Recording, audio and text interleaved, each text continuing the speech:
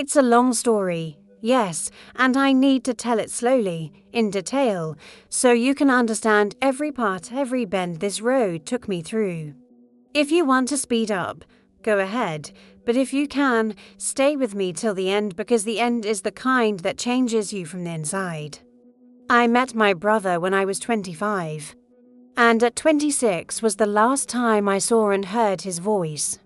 Let me give you the lay of the land. Mel and I are siblings only on our mother's side, and our mother, she passed when I was 2.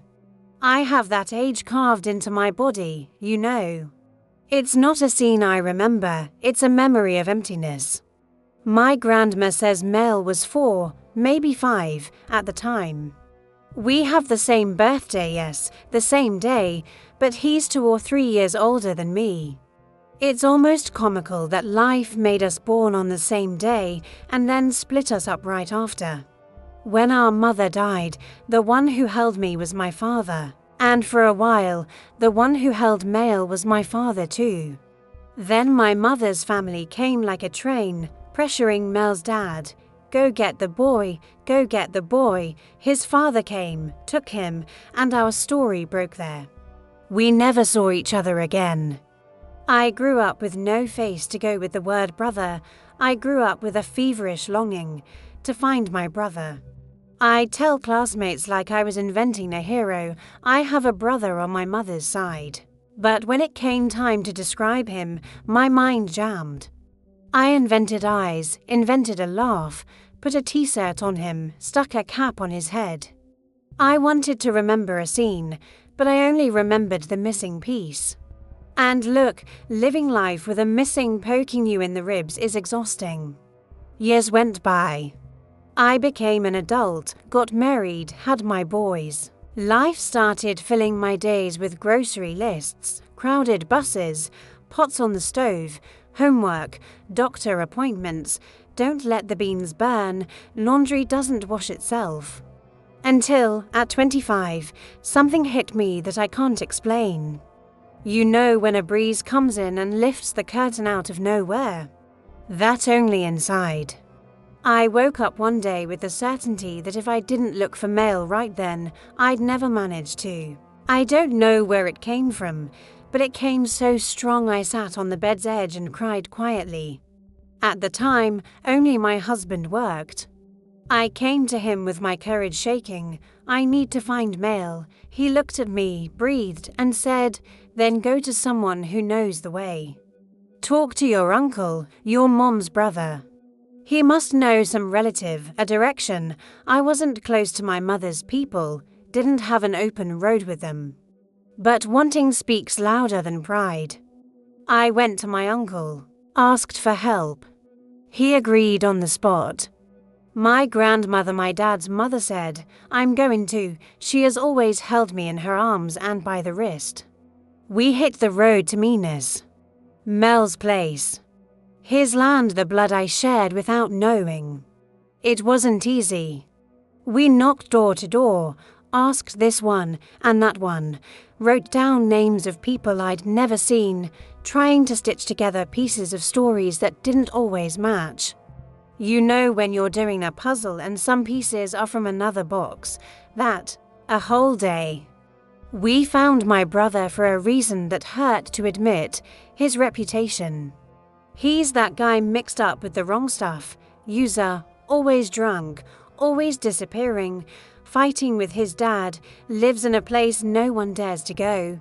It's strange to hear your brother's name in a sentence with wrong before it. Strange and painful. But it was that crooked trail that led me to him. We went there. It was brushland.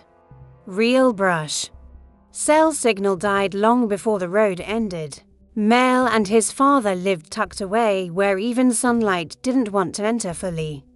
When I saw my brother, I didn't know a body so unfamiliar could light up something so familiar. It felt weird, like I knew him without knowing him. He looked wrecked, eyes lost, skin begging for a bath and a hug. I wasn't afraid, I swear. Fear made room for a courage I didn't know I had. We talked. He spoke little, I spoke a lot, and while I spoke my heart screamed inside. How do I turn my back and leave him here? There was no signal to call my husband, no way to ask anyone's advice. There was me, him, the brush, and this question poking my chest. I asked, "Male, do you want to get out of this life?" He lowered his eyes and said, "I do." I asked again, not out of distrust, out of care, "Are you sure?" He nodded, "I am." Then I asked the third question, the one that changes fate, "Do you want to come live with me?" He said I do in a small voice, like he couldn't believe it. I breathed and said, "I'll take you. But on one condition. My house has rules, brother. I have 2 little boys. At home nobody drinks, nobody smokes, nobody fights. If you're going to start over, it's for real. I'll help you, but you've got to want it," he agreed. He had no clothes, no papers, nothing, just his body and a will I chose to believe in. I took him with the clothes on his back and we went back. We spent the first night at my father's house. Male was so out of it that the next day he didn't remember how he'd gotten there. A cold shiver ran down my spine. What if he'd gotten lost on the way? When the phone got signal, I called my husband. Explained, apologized for not warning him, said I couldn't leave Male there. My husband said, "Bring him. We'll figure it out." I'll never forget the firmness in his voice. Because right then, I felt I had someone in the world holding my hand too. For the first 4 months, we decided not to put Male to work. I told my husband, if he's addicted, his body will crave. He'll shake, feel agony, anger. Let's give his body time to settle. Then we'll get him work. At home, we turned ourselves inside out for him. My husband bought rolling tobacco for Male. I know, people will judge, but we were taking away the bigger addiction. If I took everything at once, I was afraid he'd shatter. Deodorant, a sandwich when we ordered everything shared. My husband bought him a laptop on installments because I was afraid Male would access adult content on the kid's computer and it would stay in the history. We're not rich, far from it. But we did what we could and what we couldn't. My grandma took Male for walks around the neighborhood to see people, feel the sun. In those first days, he was a sweetheart. Grateful, gentle, affectionate with the boys. I looked and thought, this will work, but after a few days, the air scent changed. He got rude, picked on the kids over silly things, seemed to pit one against the other. 2 little children, it started bothering me. And bothering a mother inside her home is like setting off a fire alarm. One day my grandma went out with him and I, heart tight, opened his laptop. Snooping isn't pretty, I know. But I had 2 little boys sleeping in a room, and my home is the one place in the world where they must be safe. I opened Facebook. I saw a conversation with a girl back in Minas. Questions back and forth. She disappeared because she'd been arrested selling the wrong stuff. And Male replied, he was lucky I wasn't there. If I were, we'd build him a little house and send him to hell. I read it and shook. The word little house hurt in a way I won't forget. That's when a new kind of fear sat beside me on the bed. That night I didn't sleep. There were many nights after that when I didn't sleep right. I'd lay my head on the pillow and open my eyes at 4 a.m, listening to the house's silence with my heart aching. I was afraid he'd hurt someone without meaning to. Afraid he'd hurt himself. Even so, I carried on. I carried on because I told myself he never had a chance, never had someone. I planted hope in concrete. When it was nearly 4 months with him at home, I told my husband, let's find him a job.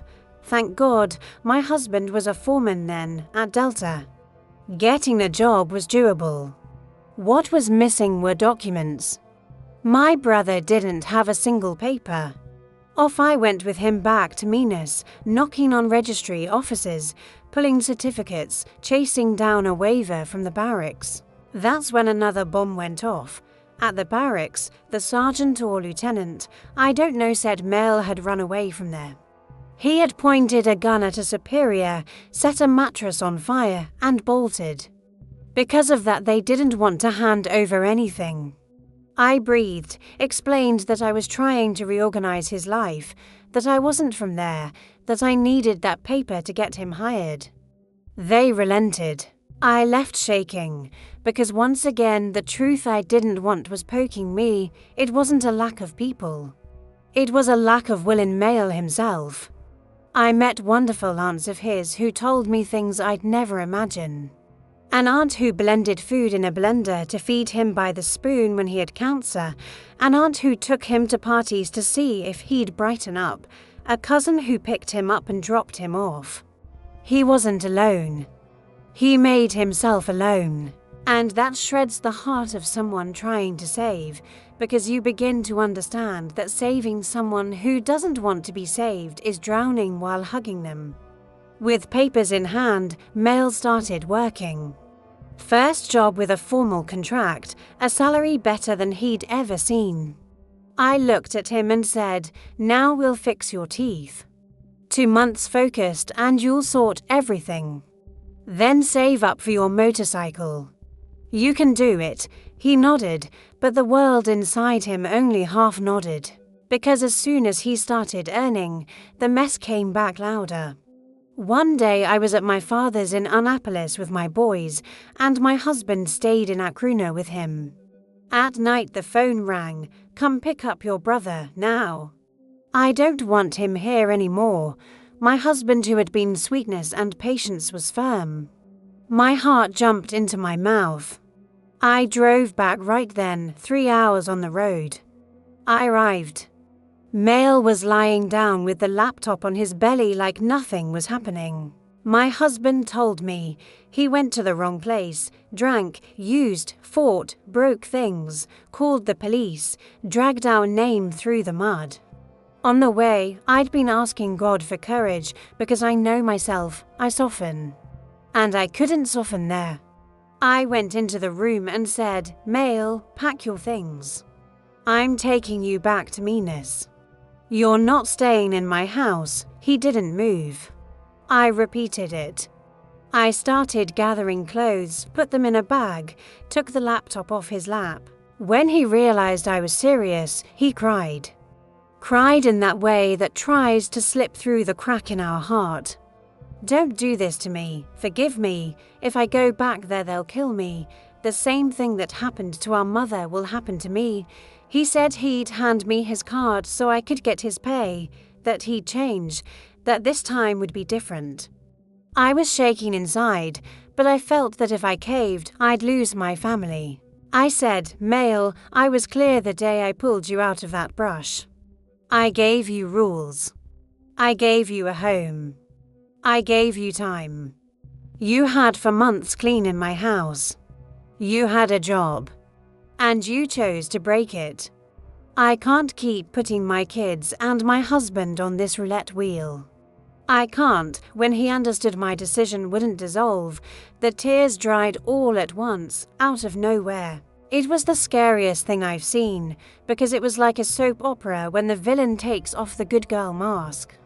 He stared at me, wiped his face, and said, in a hard voice, "Let's see who takes me out of here."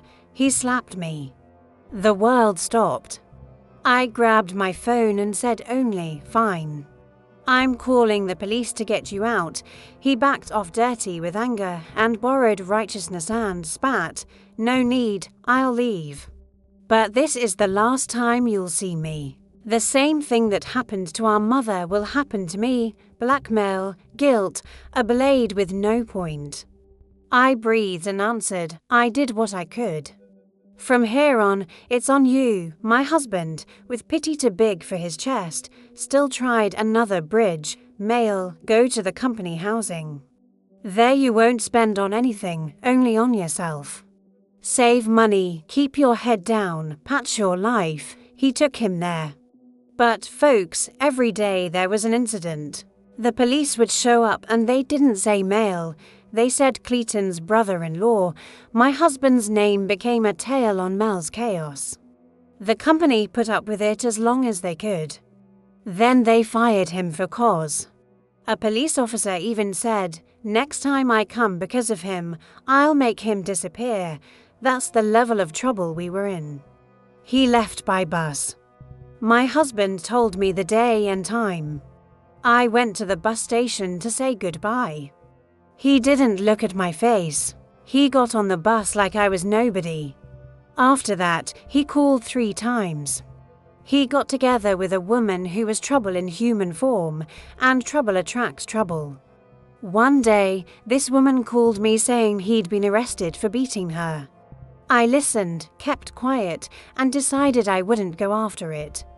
I started asking a cousin of his now and then, just to know if my brother was alive, nothing more. The cousin moved abroad too. The thread snapped one by one. Mel's father died and they called me to tell me detail. Mel's family thought I was that man's daughter. They never looked for me when I was a child. Irony. They called me in mourning. I offered my condolences. Asked about Mel. No one knows, and that was that. Silence grew around his name, and his name became wind passing through the hallway at dawn. At home, I did what I could. On the job site, people always told my husband, "Value this, Mel. What your brother-in-law does for you, many fathers don't dare do for their sons." A home, a plate of food, respect. He had a warm bed, a full plate, a computer, ironed clothes, hugs, a chance. He didn't want it. And I learned something that burns but frees you. There are people we love that we can only love from afar. There are people we can only save by saving our home first. I know addiction is a vicious beast. Today, more than ever, I know. But I also know how to count. It was for months clean in my house, for months without means to use, for months where his body screamed, and he endured it because he had no access. That crossed the worst part. He could have kept going. He could have turned the page. He chose to go back to the old sentence. And that choice was his. My conscience is clear, but not without scars. I did risk my family's peace for a while. I risked it because I couldn't bear to turn my back in the brush. If I could go back in time, I'd fetch him again. But I'd set boundaries sooner. I'd learned to say no before the slap. Sometimes I think today he'd be in his 30s, maybe married, with a child, a motorbike in the garage, teeth fixed, smile whole. Sometimes I see someone from behind on the street and my chest calls out Mel, even knowing it's not him. The last time I saw him I was 26. The last time I heard him was over the phone, amid one mess or another. The rest I left in God's hands. If you stayed till now, thank you. This story isn't to draw attention. It's to say that not every trauma yields the same result in everyone. Some use pain to straighten up. Some use it to get lost. Some we lose trying to hold on. And yes, there's a point where we must let go so we don't drown with them. If you're going through something similar, I'm hugging you from here. Do what's within your reach. Offer a hand, a bed, a plate, an appointment. Offer rules. Offer love with boundaries. And if the person chooses the abyss, remember, you don't have the power to be solid ground for someone who wants to be a fool. Take care of your home. Take care of your people. Take care of yourself. I'm still here, steady, my boys growing, my husband grinding, my life rushing the way it can. I wanted to vlog routines, tidy the house with you, show lunch, a cat in my arms, but truth is, I don't have the time. I have a story, I have faith, I have 14 cats, yes, 14. Laundry to wash, bills to pay, lines to memorize, videos to film for the main channel, TikTok to feed. So I'll keep turning on the camera and speaking how my heart asks, the way I can, when I can. What fits my reality, I'll do. What doesn't, I won't promise. I want to keep liking being here. I don't want to turn this place into another demand. If you listened, if this made you think of someone, leave a comment, share it, send it to that person you know is stuck between holding on and letting go. If you want, tell me your story to I read, I reply when I can, and in my way, I hug. Thank you for walking with me a little further. My life sometimes looks like a movie, but it's flesh and bone, okay? What doesn't knock you down teaches you. And what we learn, we pass on. God bless you. Take care. See you in the next video. And mail, if the wind carries this message to you, I loved you to the limit of what I could, the rest I let go.